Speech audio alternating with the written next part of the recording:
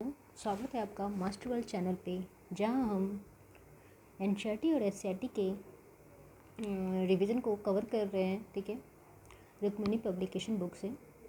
पिछले वीडियो में कुछ टेक्निकल इशू के कारण फिर से मैं पूरा नहीं कर पाई थी, इसे मैं इस वीडियो में कंप्लीट कर दूंगी। धन्यवाद।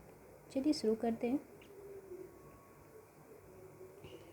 हम लोग यहाँ तक पढ़ लिए थे। राम मोहन राय ने 1821 से संवाद कौमुदी प्रकाशित की और रूढ़िवादियों ने उनके विचारों से टक्कर लेने के लिए समाचार चंद्रिका का सहारा लिया। दो फारसी अखबार जाम जहांनामा और शमशल अखबार भी 1882 में प्रकाशित हुए। ठीक है।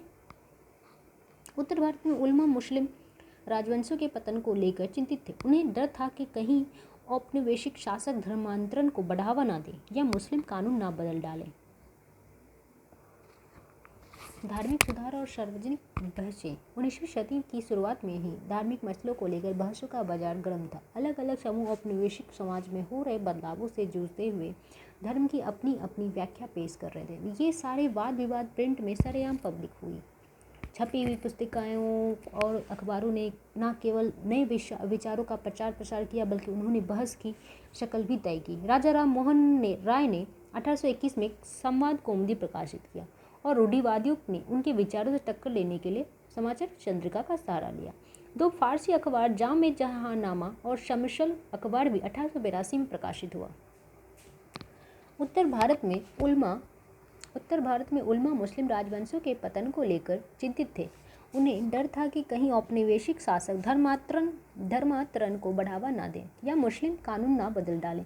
सन मई 1866 में स्थापित देवबंद सेमिनरी ने मुसलमान पाठकों को रोजमर्रा के जीवन जीने का सलीका और इस्लामी सिद्धांतों के मायने समझौते हुए हजारों फतवे जारी किए।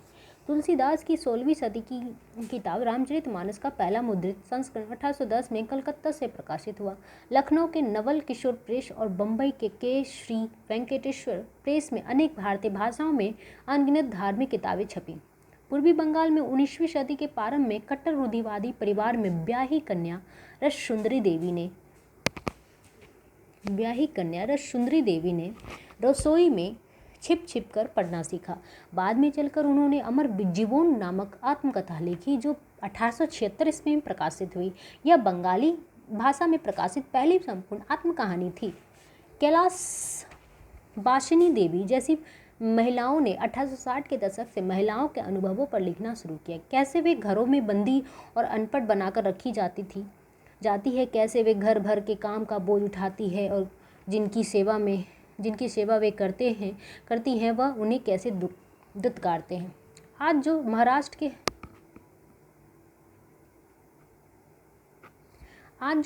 के हैं, वहाँ 1880 के दशक में ताराबाई सिंधे और पंडिता रामाबाई ने उच्च जाति की नारियां की दयनीय हालत के बारे में जोश और रोष से लिखा। उर्दू,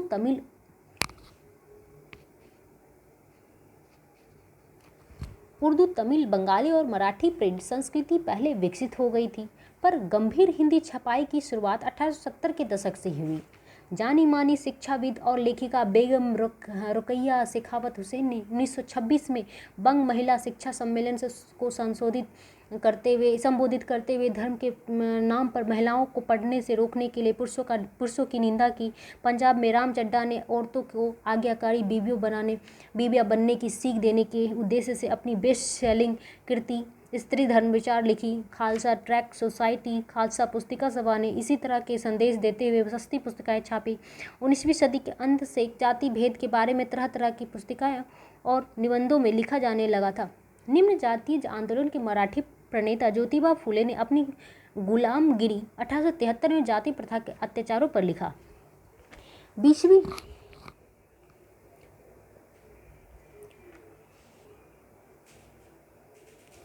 20वीं सदी के महाराष्ट्र में भीमराव अंबेडकर और मद्रास में ईवी रामास्वामी नायकर ने, जो पेरियार के नाम से बेहतर जाने जाते हैं, जाति पर जोरदार कलम चलाई और उनके लेखन पूरे भारत में पढ़े गए। कानपुर के मिल मजदूर काशी बाबा ने 1938 में छोटे और बड़े सवाल लिखे और छाप कर जाति तथा वर्गीय शोषण के बीच का रिश्ता समझाने की कोशिश की। 1935 से 1955 के बीच सुदर्शन चक्र के नाम से लिखने वाला एक और मिल मजदूर का लेखन सच्ची कविताएं नामक एक संग्रह में छापा गया। बंगलोर के सूती मिल मजदूरों ने खुद को शिक्षित करने के ख्याल से पुस्तकालय बनाए, जिसकी प्रेरणा उन्हें बम्बई के मिल मजदूरों से मिली थी। वे आधुनिक असमिया साहित्य के एक वरिष्ठ रचनाकार थे। बूढ़ी आयर साधु दादी की कहानी उनकी उल्लेखनीय किताबों में से एक। उन्होंने असम का लोकप्रिय गीत ओ मोर अपुनर देश, ओ मेरी प्यारी भूमि भी लिखी है। ईस्ट इंडिया कंपनी के तहत 1798 से पहले का औपनिवेशिक शासन सेंसरशिप या पाबंदी लगाने के बारे में ज़्यादा परेशान नहीं था। मजेदार बात तो यह है कि मुद्रित सामग्री को नियंत्रित करने के इसके शुरुआती कदम कंपनी के कुप्रशासन की आलोचना करने वाले और कंपनी के हुक्मरानों के काम को कोसने वाले अंग्रेजों के खिलाफ उठे। कलकत्ता सर्वोच्च न्यायालय ने 1820 के दशक तक प्रेस की आज़ादी को नियंत्रित करने वाले कुछ कानून पास किए और कंपनी ने ब्रितानी शासन का उत्सव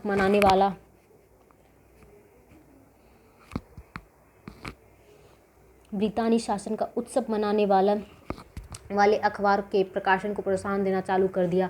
अंग्रेजी और देसी भाषाओं के अखबार संपादकों द्वारा गुहार और अर्जी लगाने के बाद 1835 में गवर्नर जनरल बेंटिक प्रेस कानून की पुनर्समीक्षा करने के लिए राजी हो गया। 1857 के विद्रोह के बाद प्रेस की स्वतंत्रता के प्रति रवैया बदल गया। क्रुद्ध अंग्रेजों ने देसी प्रेस का मुंह बंद करने की मांग की। जब 1877 में स्थापित अखबार स्टेटमेंट्स के संपादक पद के लिए सैंडर्स को बुलाया गया तो उसने पूछा कि आज़ादी खोने के बदले उसे कितने पैसे मिलेंगे। ठीक है, पैसे मिलेंगे। द ट्रेड ऑफ इंडिया ने सरकार मदद लेने से इसलिए इनकार कर दिया कि इससे उसे सरकारी आदेश मानने के लिए मजबूर होना पड़ेगा। कानून के तर्ज पर 1878 में वर्नाक्युलर प्रेस एक्ट लागू कर दिया गया। इससे सरकार को भाषाई प्रेस में छपी रपट और संपादकीय और को सेंसर करने का व्यापक हक मिल गया। राष्ट्रवादी आलोचना के खामोश करने की तमाम कोशिशों का उग्र विरोध हुआ। जब पंजाब के क्रांतिकारियों का 1907 में काला पानी भेजा गया तो बाल गंगाधर तिलक ने अपने केशी के प्रति गहरी हमदर्दी जताई। नतीजे के तौर पर उन्हें 1908 में कैद कर लिया गया, जिसके परिणाम स्वरूप भारत भर में व्यापक विरोध हुए। पहले विश्व युद्ध के दौरान भारतीय रक्षा नियम के तहत 22 अखबारों को जमानत देनी पड़ी थी। इनमें से 18 ने सरकारी आदेश मानने की जगह खुद को बंद कर देना उचित समझा। रॉलेट के अधीन कार्यरत षड्यंत्र समिति ने 1919 में विभिन्न अखबारों के खिलाफ जुर्माना आदि कार्रवाई को और सख्त बना दिया। द्वितीय विश्व युद्ध की शुरुआत पर भारतीय रक्षा अधिनियम पारित किया गया ताकि युद्ध संबंधी विषयों को सेंसर किया जा सके। भारत छोड़ो आंदोलन से जुड़ी तमाम रपटें इसी के तहत सेंसर होती थी। अगस्त 1942 में तकरीबन 90 अखबारों का दमन किया गया। गांधी जी ने 1922 में कहा था, वाणी की स्वतंत्रता, प्रेस की आज़ादी, सामूहिकता की आज़ादी। भारत सरकार अब जनमत को व्यक्त करने और बनाने के इन 3 ताकतवर अंग्रेज औजारों को दबाने की कोशिश कर रही है। स्वराज खिलाफत की लड़ाई सबसे पहले तो इन संकटग्रस्त आज़ादियों की लड़ाई है। चलिए अब इसके विभिन्न परीक्षा से महत्वपूर्ण MCQ को देख लेते हैं। ठीक है, पहला प्रश्न है, विश्व के इतिहास में पहली परमाणु आपदा कब पारित हुई? तो आपदा कब पारित हुई? 6 अगस्त 1945 को। 6 अगस्त 1945 को। ठीक है, विश्व इतिहास में प्रथम परमाणु आपदा 6 अगस्त 1945 ईस्वी में हुई थी। 6 अगस्त 1945 को हिरोशिमा पर परमाणु बम गिराया गया था। 9 अगस्त 1945 को नागासाकी पर परमाणु बम गिराया गया था। 16 जुलाई 1945 को न्यू मैक्सिको के अल्मोगाडो रेगिस्तान पर परमाणु बम का परीक्षण किया। परमाणु बम सर्वप्रथम रॉबर्ट ओपनहीमर ने बनाया था। किसने? रॉबर्ट ओपनहीमर ने। ठीक है, इसे कुछ पॉइंट देखते हुए चलेंगे। ठीक है दोस्तों, परमाणु बम सर्वप्रथम रॉबर्ट ओपनहीमर ने बनाया था। परमाणु बम का सिद्धांत ऑटहॉर्न ने दिया था। परमाणु बम का सिद्धांत किसने दिया था? ऑटहॉर्न ने। हिरोशिमा पर लिटिल बॉय और नागासाकी पर फेटमैन कोड नाम से परमाणु बम गिराया था। हिरोशिमा पर लिटिल बॉय और नागासाकी पर फेटमैन कोड नाम से परमाणु बम गिराया गया था। भारत ने प्रथम परमाणु परीक्षण 18 मई 1974 ईस्वी को किया था।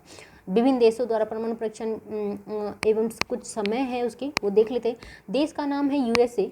इसने परमाणु परीक्षण का समय 1945, उसका परमाणु परीक्षण का समय जो है 1945 में है। रूस ने 1949 में किया था, ब्रिटेन ने 1952 में किया, फ्रांस ने 1960 में किया, चीन ने 1964 में किया, भारत ने 1974 में किया। ठीक है, अभी मैंने हम लोगों ने पढ़ा था 18 मई 1974 को किया था। पाकिस्तान ने 1958 में किया था। ठीक है, चलिए दूसरे नंबर पे क्वेश्चन पे जाते हैं। 18वीं शताब्दी में किस देश ने जर्मनी पर शासन किया? 18वीं शताब्दी में ऑस्ट्रिया ने जर्मनी पर शासन किया था। ठीक है, ऑस्ट्रिया ने जर्मनी पर शासन किया था। चूंकि जर्मनी और इटली में नेपोलियन के आक्रमण से राष्ट्रवाद का विकास हुआ था। 18वीं शताब्दी में जर्मनी और इटली छोटे छोटे राज्यों में बटा हुआ था। 19वीं शताब्दी में जर्मनी और इटली में एकीकरण की प्रक्रिया प्रारंभ हुआ।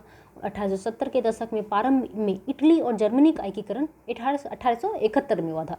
जर्मनी के एकीकरण में बिस्मार्क का सर्वाधिक महत्वपूर्ण योगदान है। ठीक है, इटली के एकीकरण में जोसेफ मैज़नी, गैरिबाल्डी, काउंट कावूर का सर्वाधिक महत्वपूर्ण योगदान है। चलिए क्वेश्चन नंबर 3 पे आते हैं। राज्य पृथ्वी पर ईश्वर का अवतार है, उक्त कथन किस विचारक का है? ठीक है, तो ये जो कथन है ये है हैगल का। किसका है? हैगल का। ठीक है, चलिए इससे कुछ महत्वपूर्ण पॉइंट को जान लेते हैं। राज्य पृथ्वी पर ईश्वर का अवतार है, उक्त कथन ये जो है हैगल का है। राज्य के 4 तत्व होते हैं: भूमि, जनसंख्या, सरकार और संप्रभुता। हैगल जर्मनी के स्टुटगार्ट के रहने वाले थे। ठीक है, हैगल की प्रसिद्ध रचना न्याय का सिद्धांत है। अरस्तु यूनान के प्रसिद्ध दार्शनिक थे। अरस्तु प्लेटो के शिष्य और सिकंदर महान के गुरु थे। प्लेटो यूनान के प्रसिद्ध दार्शनिक थे, इनके गुरु सुकरात थे। प्लेटो के गुरु जो थे सुकरात थे। रिपब्लिक प्लेटो द्वारा रचित प्रसिद्ध ग्रंथ, रिपब्लिक जो है प्लेटो द्वारा प्रसिद्ध ग्रंथ है। ठीक है, सुकरात ने कहा था एक ईमानदार आदमी हमेशा एक बच्चा होता है। ठीक है, सुकरात का कथन है एक ईमानदार आदमी हमेशा एक बच्चा होता है। चलिए अगले प्रश्न पे जाते हैं। Question number 4। इटली में आक्रमण कर किस देश को जीता? इटली ने आक्रमण कर सर्वप्रथम अबिसिनिया को जीता था। किसने जीता था? अबिसिनिया। अब चलिए इससे कुछ महत्वपूर्ण प्रश्न को देख लेते हैं। इससे बनने वाले इन चारों ऑप्शन और इस 4 नंबर के क्वेश्चन को देख लेते हैं। ठीक है, इटली ने आक्रमण पर अबिसिनिया देश को जीता था। अबिसिनिया का नया नाम इथोपिया है। इटली ने अबिसिनिया को 1935 में जीत लिया था। मुसोलिनी ने 1922 में रोम पर कब्जा कर लिया था। मुसोलिनी का जन्म प्रेडेम्पिया में हुआ था। मुसोलिनी का जन्म जो हुआ था कहाँ हुआ था? प्रेडेम्पिया में।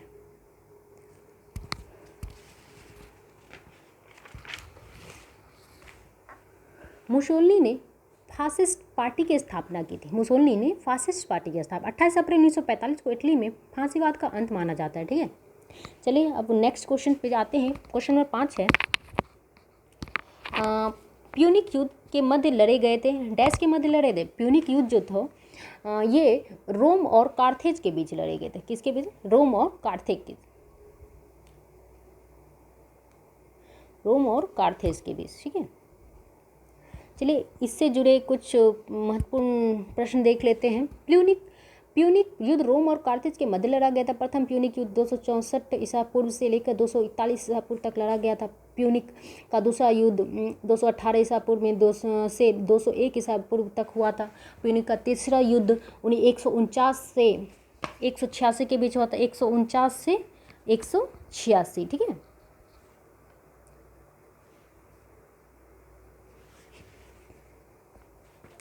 प्यूनिक के 3 युद्धों में रोम ने कार्थेज को पराजित किया था। किसको पराजित किया था? कार्थेज को।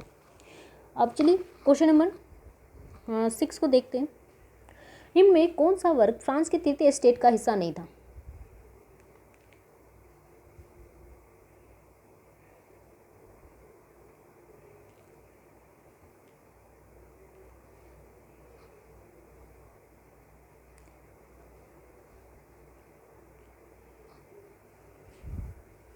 तो ये जो था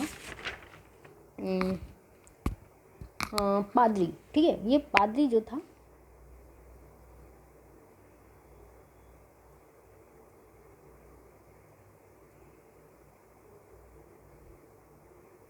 ये पादरी जो था ये तृतीय स्टेट का हिस्सा नहीं था। ठीक है, अब इसे कुछ महत्वपूर्ण प्रश्न को देख लेते हैं जो बन रहे हैं। पादरी वर्ग फ्रांस की तृतीय स्टेट का हिस्सा नहीं था। बड़े वर्ग व्यवसायी, वकील, किसान, मजदूर, कारीगर, नौकर आदि तृतीय स्टेट का हिस्सा था। पादरी वर्ग जो था प्रथम स्टेट का हिस्सा था। किसका था? प्रथम स्टेट का। कुलीन वर्ग द्वितीय स्टेट का हिस्सा था। फ्रांसीसी की क्रांति 14 जुलाई 1789 ईस्वी में हुई थी। ठीक है, में प्रारंभ इस क्रांति का नारा स्वतंत्रता, समानता, बंधुत्व था। क्वेश्चन नंबर 7 पे जाते हैं। निम्न में से कौन सी विशेषता नौकरशाही की नहीं है?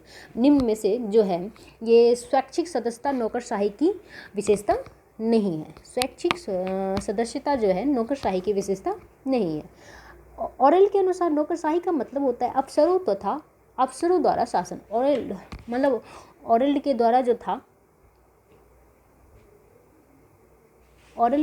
था ये इसका नौकरशाही का मतलब जो था वो था अफसरों द्वारा शासन। जॉर्ज बर्नार्ड शॉ के अनुसार सत्ता के उपासक उच्च पदाधिकारी की समान शाही का दूसरा नाम ही अधिकारी राज्य है। थर्ड पॉइंट है, जॉर्ज एवी के अनुसार नौकरशाही का विकृत अर्थ काम में घपला, मनमानी, अपव्यय और हस्तक्षेप माना गया है। ग्लेडन के अनुसार नौकरशाही वेतनभोगी कर्मचारियों का ऐसा संगठन है जो प्रशासन की निष्पक्षता लाते हैं। नौकरशाही की विशेषता देख लेते हैं कुछ। इसमें कार्य का स्वरूप होता है, अनुशासन होता है, कार्यालय का प्रबंध होता है, नियमों की महत्ता होती है, भर्ती प्रणाली होती है, कार्यक्षेत्र विभाजन होता है, दस्तावेजों का लिखित होना, विशेषज्ञों की आवश्यकता होती है। नौकरशाही का सिद्धांत मैक्स वेबर ने दिया था। किसने दिया था? मैक्स वेबर ने। इसे लिख देती हूँ, मैक्स वेबर। ठीक है, वेबर ने। ठीक है, क्वेश्चन नंबर 8 पे आते हैं। 1791 महिला एवं महिला नागरिक अधिकार घोषणा पत्र किस महिला ने तैयार किया था? तो ये जो था हम लोगों ने अभी पहले वीडियो में पढ़ चुका है। ओलंपे द गोज ने किया था। ओलंपे द गोजेस ने 1791 महिला एवं महिला नागरिक अधिकार घोषणा पत्र तैयार किया था। ठीक है, ओलंपे द गोजेस एक फ्रांसीसी नाटककार और राजनीतिक कार्यकर्ता थे जिनका लेखन महिलाओं के अधिकार और कुप्रथा पर आधारित था। क्रांतिकारी सरकार के शासन पर हमला करने के दौरान उसे उन्मूलन गिलोटिन पर 1793 में मार दिया गया। लॉर्ड विलियम बेंटिक ने 4 दिसंबर 1829 को अधिनियम 17 पारित कर सती प्रथा को गैर कानूनी घोषित कर दिया। 1856 में हिंदू विधवा पुनर्विवाह कानून पारित हुआ। BM मालाबारी के प्रयास से 1891 में एज ऑफ कॉन्सेप्ट बिल पारित हुआ। इस कानून के आधार पर ये जो 12 वर्ष और 12 वर्ष से कम आयु की बालिका का विवाह निषिद्ध कर दिया गया। क्या गया?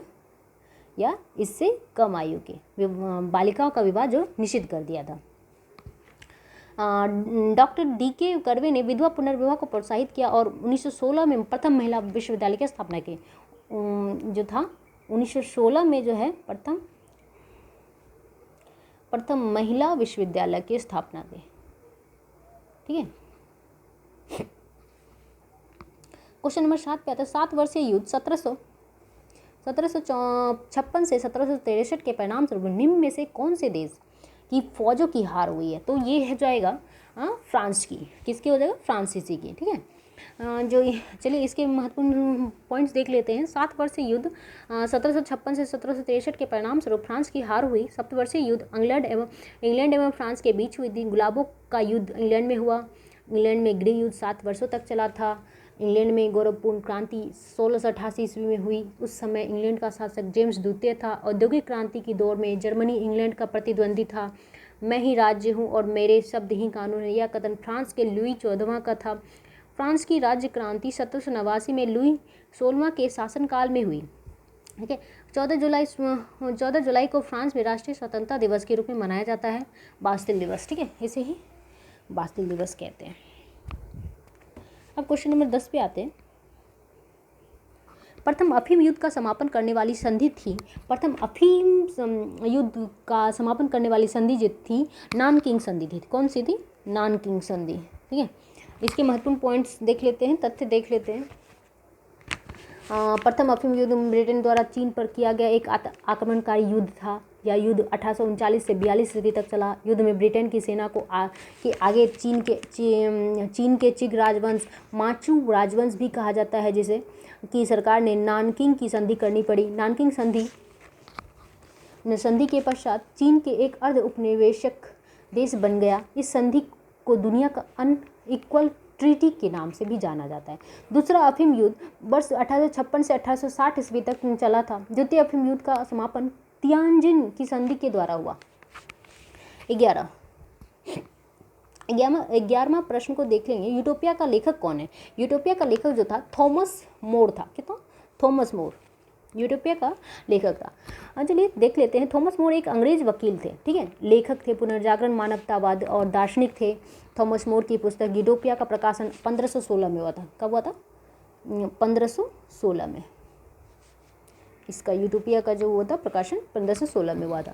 इस पुस्तक में अटलांटिक महासागर के एक काल्पनिक द्वीप के समाज का वर्णन मिलता है। यूटोपिया शब्द का प्रयोग कल्पनाओं में चित्रित आदर्श समाज के संदर्भ में किया जाता है। डिफेंस ऑफ द सेवन सैक्रोमेंट्स के लेखक भी थॉमस मोर ही हैं।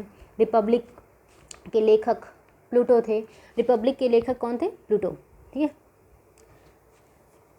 यहाँ देख लेते हैं रिपब्लिक।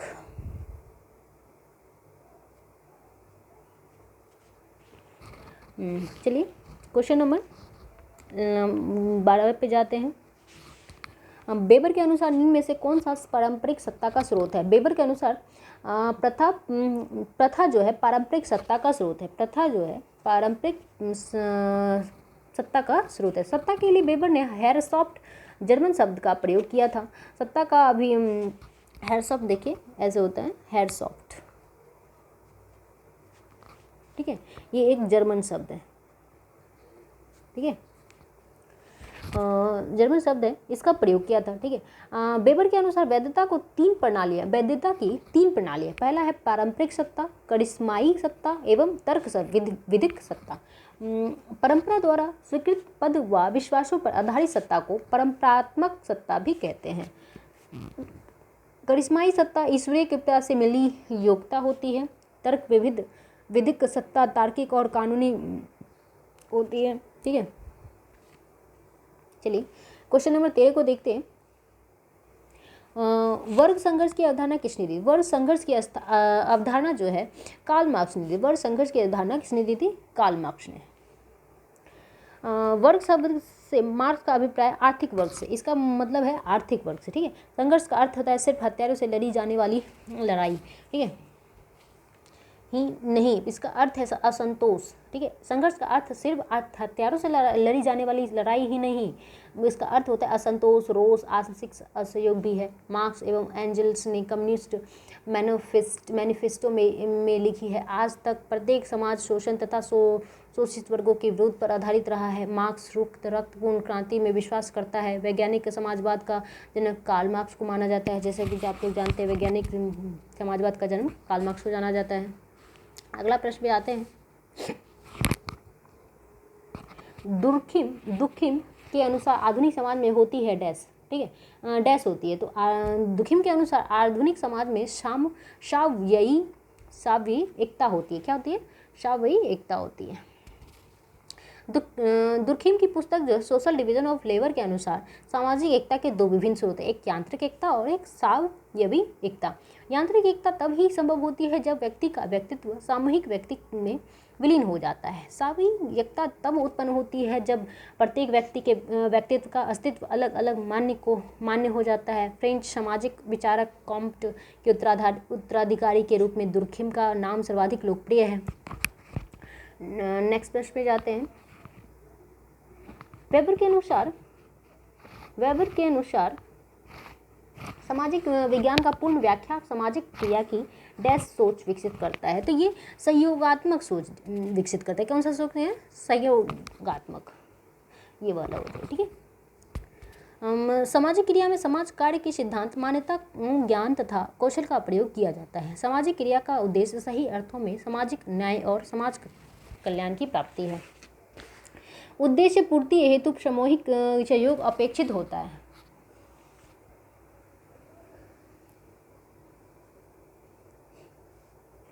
अगले प्रश्न में चलते हैं। प्रोटेस्टवाद के जनक कौन थे? प्रोटेस्टवाद के जनक जो थे मार्टिन लूथर थे। कौन थे? Martin Luther. प्रोटेस्टवाद के जनक कौन थे? तो मार्टिन लूथर थे। कौन थे? Martin Luther. चलिए इनके बारे में जानते हैं। 1517 ईस्वी में मार्टिन लूथर किंग ने सीनियर ने 95 वचन को विटनबर्ग के ऑल सेंट्स चर्च के एक दरवाजा पर अंकित करवाया। 1556 में ईस्वी में पवित्र रोमन साम्राज्य की सभा की बैठक स्पीयर में हुई। इसमें कैथोलिक और लूथरवादी दो साम्राज्यवाद में बढ़ गया। 1529 ईस्वी में स्पीयर में दूसरी पवित्र रोमन साम्राज्य की सभा भी साम्राज्य चार्ल्स पंचम ने कैथोलिक धर्म का प्रबल समर्थक के रूप में आया। इस कैथोलिक ने अपनी रक्षा के लिए कठोर प्रयास किया और इस प्रकार लूथरवाद प्रोटेस्टेंट के नाम से विख्यात हुआ। ऑक्सफोर्ड की संधि 1555 के द्वारा लूथरवाद की मान्यता मिली, जो सिद्धांत लूथरवाद द्वारा 1530 में निर्दिष्ट किया गया। इस ईसाई धर्म में लूथरवाद कैल्विनिस्ट, एंग्लिकन,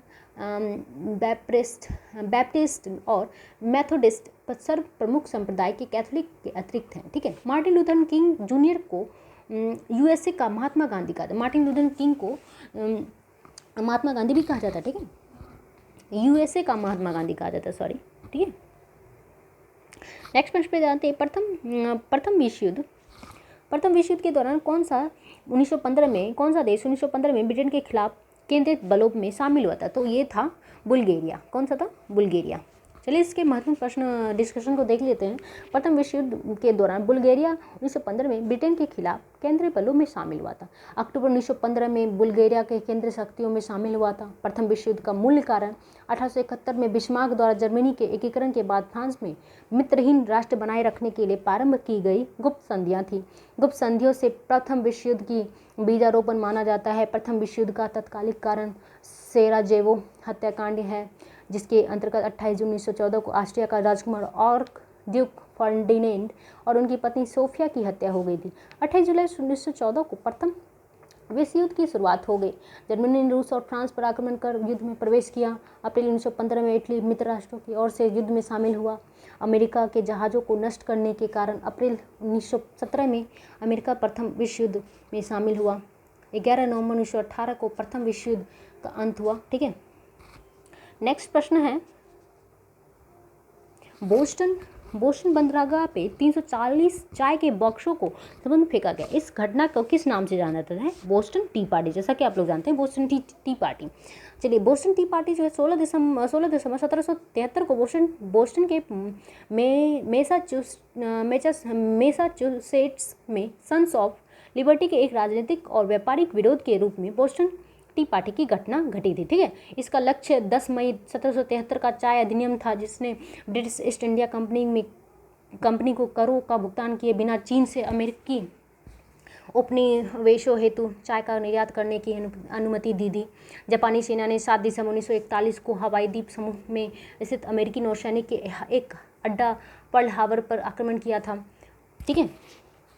चलिए नेक्स्ट प्रश्न को देखते हैं।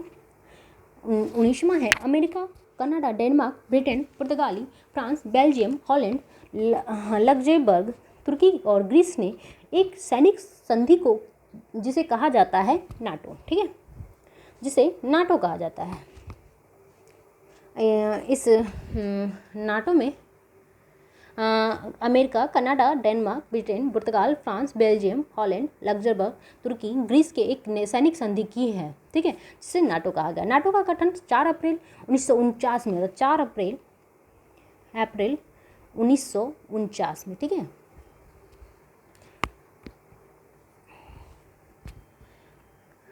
वाशिंगटन डीसी में किया गया था। ठीक है। नाटो का मुख्यालय बेल्जियम की राजधानी ब्रुसेल्स में स्थित है। नाटो के सदस्य राष्ट्रों की संख्या 30 है अगस्त 2022 के अंत तक में। ठीक है। नाटो का 30वां सदस्य राष्ट्र उत्तरी मैसेडोनिया है। सीटो की स्थापना 8 सितंबर 1954 को हुई थी। सीटो जो इसकी स्थापना 1954 को हुई थी। ठीक है। इसका पूर्ण रूप है South East Asia Treaty Organisation, ठीक है। सीटू के 8 सदस्य राष्ट्र America, France, Great Britain, New Zealand, Australia, Philippines, Thailand व पाकिस्तान। सीटू का मुख्यालय थाईलैंड की राजधानी बैंकॉक में है। इराक और तुर्की ने फरवरी 1955 में बाह्य आक्रमण के विरोध के लिए बगदाद पैक्ट किया था, ठीक है। 28 जून 1999 को जर्मनी ने वर्साई की संधि की। 28 जून 1999 को जर्मनी ने वर्साई की संधि की। चलिए नेक्स्ट क्वेश्चन देखते हैं। प्रथम विश्व युद्ध का मुख्य कारण क्या था? त्रिपक्षीय संधि। प्रथम विश्व युद्ध का जो मुख्य कारण था वो था त्रिपक्षीय संधि। पर जैसा कि जानते हैं कि प्रथम विश्व युद्ध वर्ष 1882 में हुई त्रिपक्षीय संधि जर्मनी को ऑस्ट्रिया, हंगरी और इटली से जोड़ती है। इसी वजह से प्रथम विश्व युद्ध का होना तय हुआ था। ब्रिटेन, फ्रांस और रूस के संबंध में त्रिपक्षीय सौहार्द 1907 में हुआ था, ठीक है। प्रथम विश्व युद्ध का तत्कालिक कारण ऑस्ट्रिया हंगरी के राजकुमार आर्कड्यूक फ्रांज फर्डिनेंड की सेराजेवो में हत्या थी, ठीक है। प्रथम विश्व युद्ध 28 जुलाई 1914 से 11 नवंबर 1918 तक चला था। प्रथम विश्व युद्ध ध्रुवीय राष्ट्र और मित्र राष्ट्रों के बीच लड़ा गया था। मित्र राष्ट्रों में फ्रांस, रूस, ब्रिटेन आदि शामिल था, जिसमें 1917 के बाद अमेरिका भी शामिल हो गया। ध्रुवीय राष्ट्र में जर्मनी, ऑस्ट्रिया, हंगरी, ओटोमन साम्राज्य, बुल्गारिया आदि शामिल था। पंचशील समझौता भारत और चलिए देखते हैं नेक्स्ट क्वेश्चन। पंचशील समझौता, पंचशील निम्न देशों में के बीच का समझौता है, भारत और चीन का, ठीक है। ये जो है भारत और चीन, यह समझौता जो है 29 अप्रैल 1954 को भारत के प्रधानमंत्री जवाहरलाल नेहरू एवं चीन के पहले प्रीमियर प्रधानमंत्री चाओ एन लाई के द्वारा पंचशील समझौते पर हस्ताक्षर किया गया था। यह समझौता के चीन के क्षेत्र, तिब्बत और भारत के बीच आपसी संबंधों और व्यापार को लेकर हुआ था। पंचशील संधि में निहित 5 सिद्धांत इस प्रकार हैं। क्षेत्रीय अखंडता और संप्रभुता हेतु परस्पर सम्मान, आक्रामकता, हस्तक्षेप, समानता और पारस्परिक लाभ, शांति, अस्तित्व। प्रथम विश्व युद्ध, हम नेक्स्ट क्वेश्चन देख लेते हैं। प्रथम विश्व युद्ध का तत्कालिक कारण जो क्या था, ठीक है। प्रथम विश्व का तत्कालिक कारण जो था ये फर्डिनेंड की सेराजेवो में हत्या थी, ठीक है। फर्डिनेंड की सेराजेवो में हत्या थी। ये प्रथम विश्व युद्ध 28 जून 1914 में ऑस्ट्रिया के राजकुमार फर्डिनेंड का सेराजेवो में हत्या कर दिया गया था। इसी वजह से युद्ध का शुरुआत होता है। जर्मनी का एकीकरण 1871 में किया गया। जर्मनी के एकीकरण के जनक बिस्मार्क ने फ्रांस को अलग रखने के लिए जो संधि गुटबाजी पालन किया उसे ही प्रथम विश्व युद्ध का बीजारोपण माना गया, ठीक है। प्रथम विश्व युद्ध का अंत होने के बाद फ्रांस की राजधानी पेरिस में शांति सम्मेलन 1919 में आयोजित हुआ। पेरिस शांति सम्मेलन में सबसे महत्वपूर्ण संधि वर्साई की संधि थी। वर्साई की संधि द्वितीय विश्व युद्ध का मूल कारण बना। जैसे कि जानते हैं द्वितीय विश्व का मूल कारण जो था वर्साई की संधि है। नेक्स्ट क्वेश्चन है कल्चरल रिवॉल्यूशन के समय कम्युनिस्ट पार्टी ऑफ चाइना के प्रमुख कौन थे? ये थे प्रमुख माओ जेडोंग थे। कौन थे? माओ जेडोंग। इसके बारे में देख लेते हैं। कल्चरल रिवॉल्यूशन के समय कम्युनिस्ट पार्टी ऑफ चाइना के प्रमुख माओ जेडोंग थे। चीन की साम्यवादी पार्टी के जनक माओ से तुंग थे। माओ से तुंग 1949 ईस्वी में साम्यवादी पार्टी की ओर से चीन में प्रथम राष्ट्रपति बना। समाजवाद को वैज्ञानिक आधार कार्ल मार्क्स ने दिया। भारत में कम्युनिस्ट पार्टी के जनक M.N. राय हैं। भौतिक द्वंद्ववाद का संबंध समाजवाद से है। नेक्स्ट क्वेश्चन देखते हैं। जापान में रक्तहीन क्रांति या मेजी पुनः स्थापना किस वर्ष में हुआ था? जापान में ये जो 1868 ईस्वी में हुआ था, ठीक है। मेजी पुनः स्थापना के साथ जापान में आधुनिकीकरण की प्रक्रिया प्रारंभ हुई थी, ठीक है। इसके द्वारा पुराना राजघराना को पुराना अधिकार सौंपा गया। राजा को अधिकार प्राप्त हुआ, पुनः अधिकार प्राप्त हुआ। जापान को एशिया के प्रथम विकसित राष्ट्र बनने का गौरव प्राप्त हुआ। यह मेजी पुनः स्थापना के द्वारा ही संभव हुआ। गौरवपूर्ण क्रांति, रक्तहीन क्रांति 1688 ईस्वी में ब्रिटेन में प्रारंभ हुआ था। 1688 ईस्वी में ब्रिटेन में प्रारंभ हुआ था। गौरवपूर्ण क्रांति के बाद विलियम तृतीय को ब्रिटेन का शासक बनाया गया। वर्तमान में सबसे पुराना राजघराना जापान का राजघराना है। नेक्स्ट क्वेश्चन देखते हैं। इंग्लैंड ने अमेरिका पर स्टाम्प एक्ट किस वर्ष पारित किया था? इंग्लैंड ने अमेरिका पर स्टाम्प एक्ट 1765 ईस्वी में पारित किया था, ठीक है। सन 1765 ईस्वी में अंग्रेजी सरकार ने स्टाम्प एक्ट नामक एक नया कानून पारित किया। इस कानून में कानून से अमेरिकी जनता पर करों का बोझ लद गया। स्टाम्प एक्ट 1765 के लागू होने के पश्चात इंग्लैंड की पार्लियामेंट में कोई भी अमेरिकी प्रतिनिधित्व न होने के कारण अमेरिकियों ने एक नारा दिया, प्रतिनिधित्व नहीं तो कर नहीं, प्रतिनिधित्व नहीं तो कर नहीं। अगले क्वेश्चन को देखते हैं। क्वेश्चन नंबर 26 निम्नलिखित में से कौन से एक उपनिवेशवाद के उदय का अत्यधिक उपयुक्त कारण है? औद्योगिक विकास। कौन है? औद्योगिक विकास। औद्योगिक विकास उपनिवेशवाद के उदय का अत्यधिक उपयुक्त कारण है। उपनिवेशवाद के तहत किसी क्षेत्र एवं वहाँ के नागरिकों पर राजनीतिक, आर्थिक एवं सामाजिक नियंत्रण बनाया जाता है, जो दीर्घकालीन प्रक्रिया होती है।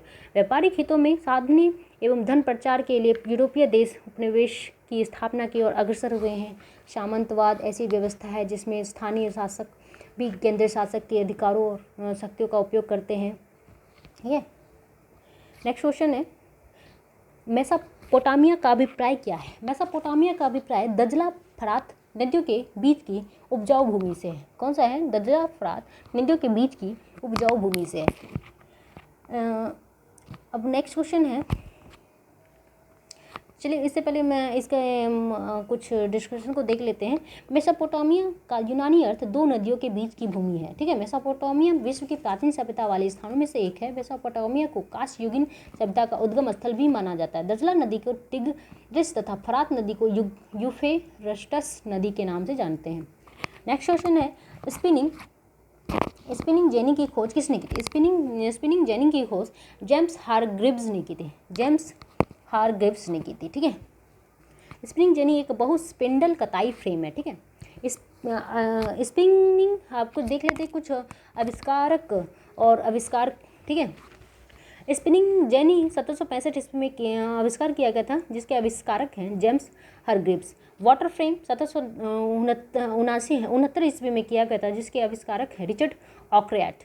पावर लूम 1785 ईस्वी में किया गया था, जिसके आविष्कारक एडमंड कार्टराइट हैं। वाष्प इंजन 1769 ईस्वी में किया, जिसके आविष्कारक है जेम्स वाट। सेफ्टी लैंप 1815 ईस्वी में किया, जिसके आविष्कारक हम्फ्री डेवी हैं। स्पिनिंग म्यूल 1789 ईस्वी में किया गया, जिसके सैमुअल क्रॉम्पटन है। ठीक है,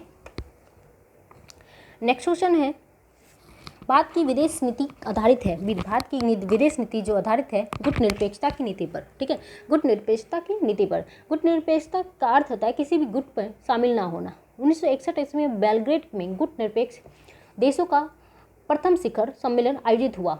4 मई 2020 को अजरबैजान की अध्यक्षता में गुट निरपेक्ष समूह के एक वर्चुअल सम्मेलन का आयोजन किया गया। नाम की स्थापना में JL नेहरू, मार्शल टीटो और कर्नल नासिर का योगदान सबसे महत्वपूर्ण है। NAM की स्थापना पूंजीवाद और समाजवादी गुटों के कारण हुआ था। ठीक है, नेक्स्ट क्वेश्चन है, ब्रिटेन द्वारा चीन विजय की शुरुआत हुई थी। ब्रिटेन द्वारा चीन युद्ध की विजय की शुरुआत अफीम युद्ध के साथ हुई थी। ठीक है, अफीम युद्ध। प्रथम अफीम युद्ध 1839 से 42 में 1839 से 42 में हुई थी। ठीक है, प्रथम अफीम युद्ध पराजित होने के पश्चात चीन को अंग्रेजों के साथ नानकिंग की संधि 1842 में हुई। नानकिंग की संधि 1842 में हुई थी। द्वितीय अफीम युद्ध 1856 से द्वितीय अफीम युद्ध 1856 से 60 में हुए थे अवधि में हुई थी। चीन में ब्रिटेन अफीम की निर्यात कर व्यापार संतुलन बनाना चाहता था। अफीम युद्ध के द्वारा ब्रिटेन ने चीन पर अपना प्रभाव बढ़ाना प्रारंभ किया। चलिए नेक्स्ट क्वेश्चन पे देखते हैं। ब्रिटेन द्वारा चीन विजय की शुरुआत हुई थी। अफीम युद्ध देख लिए हैं। नेक्स्ट क्वेश्चन है, निम्न में कौन सी संधि यूरोप में साम्यवाद को रोकने के लिए बनाई गई है? निम्न में से जो ये संधि थी नाटो। ठीक है, नाटो संधि यूरोप में साम्यवाद को रोकने के लिए बनाई गई थी। उत्तरी अटलांटिक संधि संगठन नाटो की स्थापना 4 अप्रैल 1949 ईस्वी को हुई थी। यह एक अंतर सरकारी सैन्य संगठन है। इसका मुख्यालय बेल्जियम की राजधानी ब्रुसेल्स में स्थित है। North Atlantic treaty organisation NATO का फुल फॉर्म है नॉर्थ अटलांटिक ट्रीटी ऑर्गेनाइजेशन, जिसमें कुल सदस्य 30 हैं। 30 देश शामिल हैं। ठीक है, नेक्स्ट क्वेश्चन है, निम्न में से कौन स्वतंत्रता को अधिकारों के उत्पाद के रूप में देखता है? तो ये हो जाएगा लॉस्की। लॉस्की जो है स्वतंत्रता को अधिकारों में अधिकारों के उत्पाद के रूप में देखता है। चलिए इसके महत्वपूर्ण पॉइंट को देख लेते हैं। लॉस्की स्वतंत्रता के अधिकारों के उत्पाद के रूप में देखता है। लॉस्की ने स्वतंत्रता के अधिकारों को सकारात्मक रूप देखा है। लॉस्की ने योग्यता के अनुरूप स्वतंत्रता देने का पक्ष पर बल दिया है। स्वतंत्रता ऐसा होना चाहिए जो आर्थिक स्वतंत्रता और मानव के विकास में सहयोग करे। स्वतंत्रता के अधिकार पर देखिए, लॉक के अनुसार जहाँ कानून नहीं होता है वहाँ स्वतंत्रता नहीं होती है। ठीक है। ग्रीन का कथन है कि स्वतंत्रता उचित प्रतिबंधों की व्यवस्था है। ठीक है। नेक्स्ट क्वेश्चन है, पेरिस्ट्रोइका का क्या आशय है? पेरिस्ट्रोइका का आशय पुनर्निर्माण है। पेरिस्ट्रोइका का आशय पुनर्निर्माण है। ठीक है। ग्लासनोस्ट और पेरिस्ट्रोइका शब्द मिखाइल गोर्बाचेव से जुड़ा हुआ है। ग्लासनोस्ट एक सोवियत नीति थी जिसका उद्देश्य सोवियत रूस सरकारी संस्था एवं क्रियाकलापों में खुलेपन और एवं पारदर्शिता को बढ़ाना है। इस नीति को सोवियत रूस के राष्ट्रपति द्वारा 1980 के दशक में लाया जाता है। ग्लासनोस्ट को सामान्यतः पेरेस्ट्रोइका के साथ जोड़कर देखा जाता है। ग्लासनोस्ट शब्द रूसी भाषा है जिसका अर्थ खुलापन से है, जो आर्थिक क्षेत्र में प्रयुक्त किया जाता है। रूस में सुधारक नीति के अंतर्गत सेंसरशिप एवं सूचना को भी अधिक आज़ादी दी गई है। ठीक है। सोवियत संघ का पतन 1991 में हुआ था। सोवियत संघ का पतन 1991 में हुआ था। नेक्स्ट क्वेश्चन है,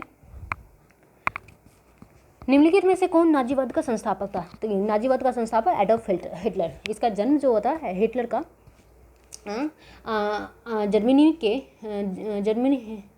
ऑस्ट्रिया के ब्रूनो शहर में हुआ था। चलिए हिटलर से जुड़े कुछ तथ्य को जान लेते हैं। नाजीवाद का संस्थापक एडोल्फ हिटलर था। हिटलर 1933 में जर्मनी का तानाशाह बन गया था। हिटलर ने वर्साई की संधि और राष्ट्रसंघ के सिद्धांतों को तोड़ा था। बेनिटो मुसोलिनी ने फांसीवाद की स्थापना की। मुसोलिनी इटली के तानाशाह था। बिस्मार्क जर्मनी के एकीकरण के जनक माना जाता है। बिस्मार्क 1871 से 90 AD तक जर्मनी के चांसलर थे। स्टालिन को आधुनिक रूस का निर्माता माना गया है। नेक्स्ट क्वेश्चन पे जाते हैं। किसने कहा था कि इतिहास वर्ग संघर्ष की कहानी है? तो इसने कार्ल मार्क्स ने कहा था। इतिहास वर्ग संघर्ष की कहानी है, कार्ल मार्क्स ने कहा था। चलिए कार्ल मार्क्स से जुड़े कुछ तथ्य को देख लेते हैं। कार्ल मार्क्स का मानना है कि अब तक का इतिहास वर्ग संघर्ष का है इतिहास है। फ्रेडरिक एंगल्स, दूसरा पॉइंट है फ्रेडरिक एंगल्स और कार्ल मार्क्स ने मिलकर समाजवादी विचारधारा को बढ़ाया। द्वंद्ववाद का संबंध वर्ग संघर्ष से है। कार्ल मार्क्स ने कहा कि विश्व के मजदूर एक हो जाओ, तुम्हारे पास खोने के लिए कुछ नहीं, पाने के लिए संसार है। ठीक है। समाजवाद को वैज्ञानिक आधार पर कार्ल मार्क्स ने दिया। समाजवाद को वैज्ञानिक आधार कार्ल मार्क्स ने दिया, जैसा कि जानते हैं आप लोग। दास कैपिटल पुस्तक कार्ल मार्क्स का है जो 1867 में किया था। 1867 में किया गया था दास कैपिटल कार्ल मार्क्स का है।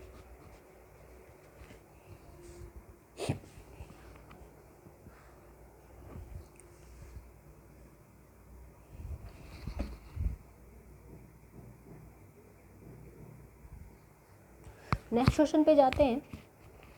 निम्नलिखित में से कौन सा यूरोप में सामंतवाद के उदय का प्रमुख कारण था? तो सामंतवाद के उदय का प्रमुख कारण जो था रोमन साम्राज्य के पतन के पश्चात बर्बर राज्य की स्थापना। सामंतवाद के उदय कारण यूरोप में अंतःक्रिया के परिणाम स्वरूप बदलता परिवेश था और सामंतवाद का पहचान था कि दुर्गों व मैनर भवन के इर्द गिर्द कृषि उत्पादन। ठीक है। नेक्स्ट क्वेश्चन को देखते हैं। निम्न में से किस यूरोपीय जातियों को इंडोनेशिया में प्रभुत्व जमाने में सफलता मिली थी? तो डच थे। ये कौन थे? डच थे। डच को इंडोनेशिया में प्रभुत्व जमाने में सफलता मिली। 17वीं सदी के शुरुआती दक्षिण पूर्व एशिया के मसाला बाजार में प्रवेश के इरादे से डच यहाँ आए थे। 1605 ईस्वी में डचों ने पुर्तगालियों से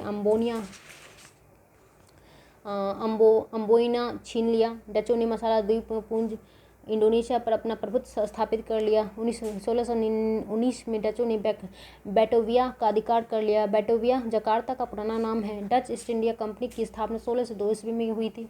डच ईस्ट इंडिया कंपनी की स्थापना 1602 ईस्वी में। 1605 ईस्वी में मसूलीपट्टनम में डचों ने भारत में प्रथम कारखाना स्थापित किया। डच भारत में मुख्यतः सूती वस्त्र के व्यापार में रुचि लिया।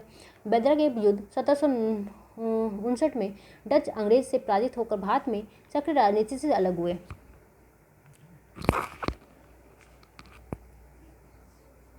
नेक्स्ट क्वेश्चन देखते हैं। किस घटना ने अमेरिका को द्वितीय विश्व में शामिल कर दिया? पर्ल पर जापानी सैनिक हमला। ठीक है, ये जो द्वितीय विश्व युद्ध में शामिल हुआ था अमेरिका इसी कारण से। तो इससे महत्वपूर्ण पॉइंट को देख लेते हैं। पर्ल हार्बर पर जापानी सैनिक हमला के बाद यूएसए द्वितीय विश्व में शामिल हुआ। 7 दिसंबर 1941 को जापान ने पर्ल हार्बर नौसैनिक अड्डा पर आक्रमण कर दिया। पर्ल हार्बर हिंद महासागर में अवस्थित दियागो गार्सिया द्वीप पर अवस्थित है। जापान ने प्रथम बार मानव बम का प्रयोग पर्ल हार्बर को ध्वस्त करने में किया। यूएसए का द्वितीय विश्व युद्ध में प्रवेश 8 दिसंबर 1941 ईस्वी में हुआ। पोलैंड का हिटलर का आक्रमण द्वितीय विश्व युद्ध का तत्कालिक कारण बन गया।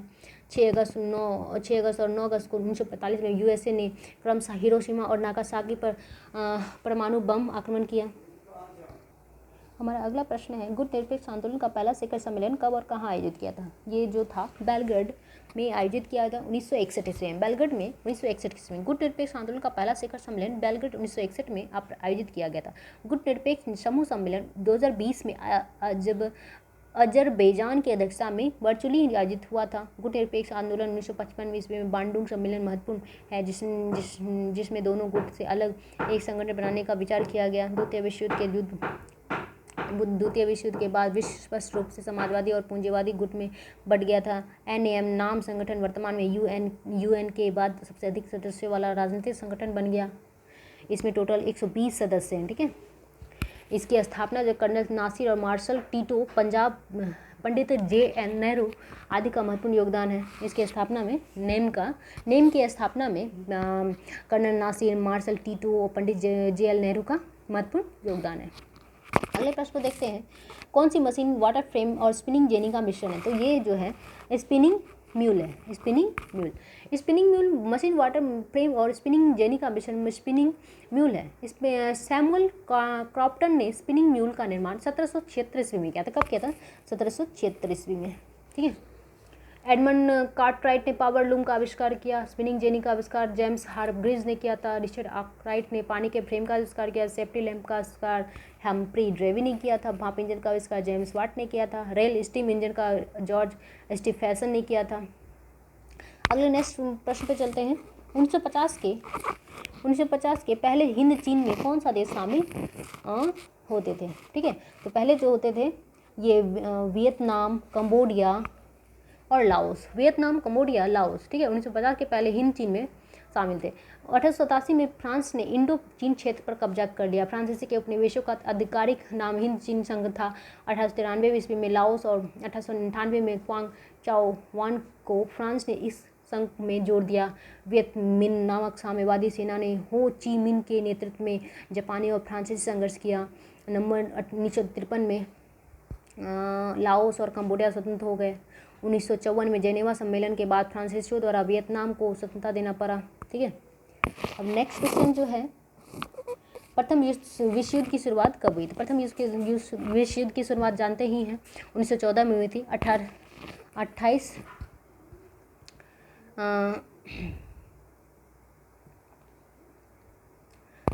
जुलाई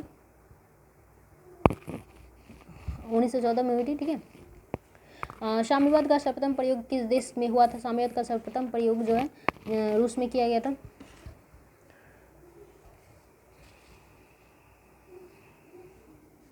हमारा नेक्स्ट क्वेश्चन है अमेरिका के स्वतंत्रता संग्राम के नेता कौन थे? वाशिंगटन। अमेरिका के स्वतंत्रता संग्राम के नेता जो थे वाशिंगटन थे। ठीक है, 4 जुलाई को अमेरिका अपना स्वतंत्रता दिवस मनाता है। अमेरिका का स्वतंत्रता दिवस जो होता है 4 जुलाई को होता है। जॉर्ज वाशिंगटन अमेरिका के प्रथम राष्ट्रपति थे, जैसा कि आप जानते हैं। अब्राहम लिंकन के समय 1861 से 65 ईस्वी के बीच गृह युद्ध हुआ था। दासप्रथा को समाप्त किया गया था। मार्टिन लूथर किंग जूनियर ने अमेरिका में रंग भेद नीति के विरुद्ध आंदोलन चलाए थे, इसीलिए इन्हें USA का महात्मा गांधी भी कहा जाता है। ठीक है, हमारा नेक्स्ट क्वेश्चन है 15वीं शताब्दी में कौन सा व्यापारी सबसे पहले हिंद चीन पहुंचे थे? तो ये तो पुर्तगाली थे। 15वीं शताब्दी में पुर्तगाली व्यापारी सबसे पहले हिंद चीन पहुंचे थे। हिंद चीन पहुंचने वाले प्रथम व्यापारी फर्नाओ पायरेस डी एंड्रेड था। भारत आने वाला प्रथम यूरोपियन कंपनी पुर्तगाली था। पुर्तगाली कंपनी भारत से जाने वाले अंतिम यूरोपीय कंपनी था। पुर्तगाली वास्को डी गामा ने भारत के लिए एक नई समुद्री मार्ग की खोज की। 1798 में भारत आने वाले दूसरे और तीसरे यूरोपियन कंपनी क्रमशः डच और अंग्रेजी कंपनी थी। प्रथम अब नेक्स्ट क्वेश्चन है प्रथम विश्व युद्ध का तत्कालीन कारण जो था क्या था, ऑस्ट्रिया के राजकुमार की हत्या था। ठीक है, ऑस्ट्रिया के राजकुमार के प्रथम विश्व युद्ध का जो है समय अवधि है 1914 से 1918 है। ठीक है, प्रथम विश्व के तत्कालीन कारण ऑस्ट्रिया के राजकुमार फर्डिनेंड और उनकी पत्नी सोफिया को की 28 जून 1914 की सेराटोवा में हत्या की गई। ऑस्ट्रिया ने सर्बिया को 1 माह के अंदर शर्तों को मानने की चेतावनी दी। ऑस्ट्रिया ने 28 जुलाई 1914 को आक्रमण कर दिया, जिससे प्रथम विश्व युद्ध की शुरुआत हुई। ठीक है, प्रथम विश्व युद्ध के समापन में पेरिस शांति सम्मेलन का आयोजन 1919 में हुआ था। तो ऐसे कह सकते हैं कि प्रथम विश्व युद्ध का समापन जो है पेरिस शांति सम्मेलन से हुआ है। नेक्स्ट क्वेश्चन है, अमेरिका में नागरिक अधिकार आंदोलन किसके द्वारा शुरू किया गया था? तो ये जो था मार्टिन लूथर किंग जूनियर के द्वारा। ठीक है, मार्टिन लूथर किंग जूनियर ने अमेरिका में रंगभेद नीति का सशक्त विरोध करते हुए आंदोलन का नेतृत्व किया। मार्टिन लूथर किंग जूनियर को श्वेतों द्वारा 1967 में हत्या कर दिया गया। मार्टिन लूथर किंग ने जूनियर को अमेरिका का गांधी कहा जाता है। नेल्सन मंडेला गांधी जी के सपनों का साकार करने के लिए दक्षिण अफ्रीका में रंगभेद नीति के विरुद्ध आंदोलन चलाया था। 1994 में यूएन ने रंगभेद नीति को समापन की घोषणा की। दक्षिण अफ्रीका का गांधी नेल्सन मंडेला को कहा जाता है।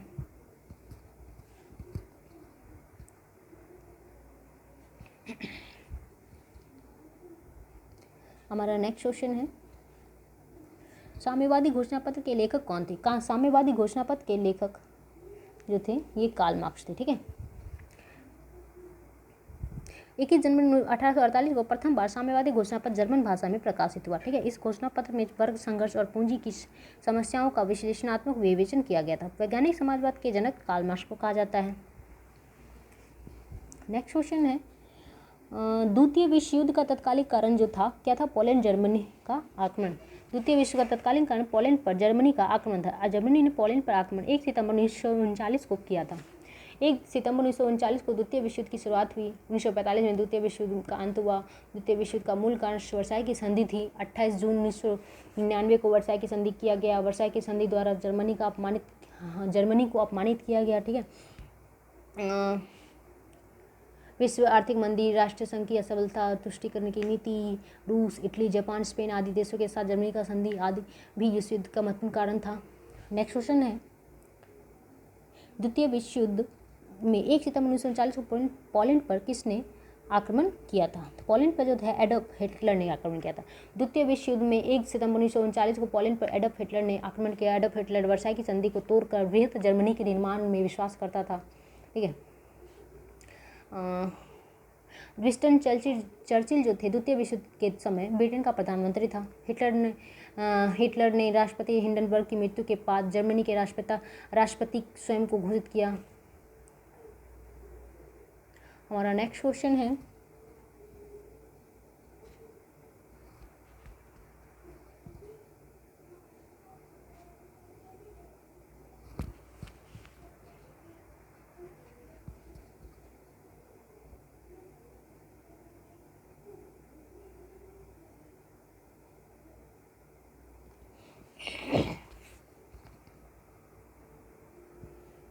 सर्वप्रथम यूरोपियन व्यापारी जो हिंद चीन आए थे वे कौन थे? तो पुर्तगाली थे। ठीक है, ये पुर्तगाली थे। सर्वप्रथम पुर्तगाली यूरोपियन व्यापारी हिंद चीन आए थे। भारत आने वाले प्रथम यूरोपियन कंपनी पुर्तगाली कंपनी है। भारत के लिए नई समुद्री मार्ग की खोज पुर्तगाल के नागरिक वास्को डी गामा ने किया था। वास्को डी गामा अब्दुल मजीद के सहयोग से 17 मई 1498 को केरल के कालीकट में पहुंचे थे। ठीक है, वास्को डी गामा का कालीकट के शासक जमोरिन ने स्वागत किया था। कालीकट के शासकों का वंशगत उपाधि जमोरिन था। भारत से वापस जाने वाली अंतिम यूरोपियन कंपनी पुर्तगाल था। पुर्तगाल कंपनी ने भारत में प्रथम कारखाना 1502 में कोचीन में स्थापित किया था। पुर्तगाल से गोवा को 1961 में छीन लिया गया था। पर्सा के राजा विलियम प्रथम को वर्साई में जर्मनी का सम्राट घोषित किया गया था। ठीक है, ये जो नेक्स्ट क्वेश्चन है इसका आंसर हो जाएगा पर्सा के राजा विलियम प्रथम को कहाँ जर्मनी का सम्राट घोषित किया था? तो वर्साई का। विलियम प्रथम के नेतृत्व में 1871 में ईस्वी में जर्मनी का एकीकरण किया गया। फ्रांस और प्रशा के बीच सेडान का युद्ध 1870 ईस्वी में किया गया। फ्रांस के शासक नेपोलियन III और आत्मसमर्पण प्रशा के समक्ष किया गया। फ्रैंकफर्ट की संधि 1871 ईस्वी में फ्रांस और प्रशा के बीच हुई। प्रशा के प्रधानमंत्री बिस्मार्क ने विलियम प्रथम का 1871 में वर्साई राजमहल में राज्याभिषेक किया। प्रशा के नेतृत्व में जर्मनी का एकीकरण हुआ। ठीक है, हमारा नेक्स्ट क्वेश्चन है लास्ट। टॉल्स्टॉय ने अपनी समाधि के विषय में कहा, निर्धन से निर्धन के समान हो, निधन से निर्धन के समान हो। ठीक है, टॉल्स्टॉय ने अपनी समाधि के विषय में कहा है कि निधन से निर्धन के समान हो। टॉल्स्टॉय एक प्रसिद्ध लेखक और दार्शनिक थे। इनकी प्रसिद्ध रचना वॉर एंड पीस है। इन्होंने अपनी मृत्यु से पूर्व कहा था कि उनकी समाधि निर्धन से निर्धन व्यक्ति की समाधि के समान बने, उनकी मृत्यु पर किसी का भाषण ना हो। महात्मा गांधी ने टॉल्स्टॉय से अधिक प्रभावित थे। गांधी जी ने दक्षिण अफ्रीका में टॉल्स्टॉय आश्रम की स्थापना 1910 में की थी। ठीक है, इसी के साथ ये वर्ल्ड हिस्ट्री का पार्ट समाप्त होता है। हम नेक्स्ट वीडियो जल्द से लेकर आएंगे कला और संस्कृति का। ठीक है, अगर आपको यह वीडियो अच्छा लगे प्लीज़ मुझे सपोर्ट करें और इस चैनल को ज़्यादा से ज़्यादा लाइक, शेयर और सब्सक्राइब करें। ठीक है, धन्यवाद।